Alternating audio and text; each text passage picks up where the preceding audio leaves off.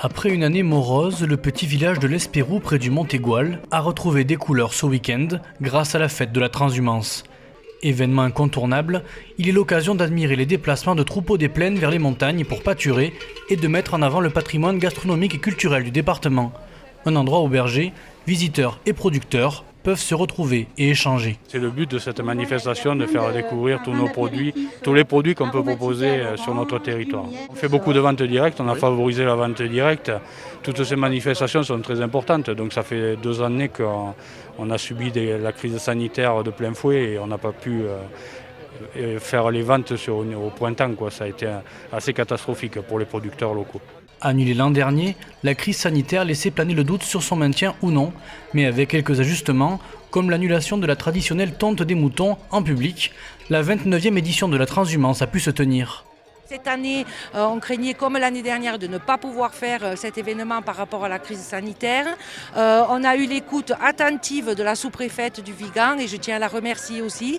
Et on a pu, avec les gestes barrières, avec beaucoup de restrictions certes, mais voilà, que cet événement puisse se faire. Et c'était là notre objectif pour les Cévennes, pour le pastoralisme, pour l'élevage dans le Gard. Venus nombreux arpenter les routes et mettre en avant leurs produits, ces petits commerçants savent que l'événement, qui attire environ 10 000 curieux chaque année, est un bol d'air frais pour leurs finances et ne voudraient le rater pour rien au monde. Voilà, on est à moitié tous vaccinés. On va pouvoir vivre normalement presque bien. Pas eu de manifestation depuis le début du confinement, le premier, donc super, on est très contents d'être là. Les gens sont au rendez-vous, fidèles. Et voilà, c'est un événement très important pour nous. Ouais. C'est un beau chiffre d'affaires. Ouais. Il y a 2 ans, c'était mon meilleur de l'année. Ça fait 26 ans que je le fais, donc c'est un événement agricole 100%, donc il n'y avait pas de raison que je ne sois pas. Voilà. Et donc je cultive tous mes fruits et je travaille tous mes fruits, je cuisine tous mes fruits. Un événement local qui s'étend au national et même au-delà.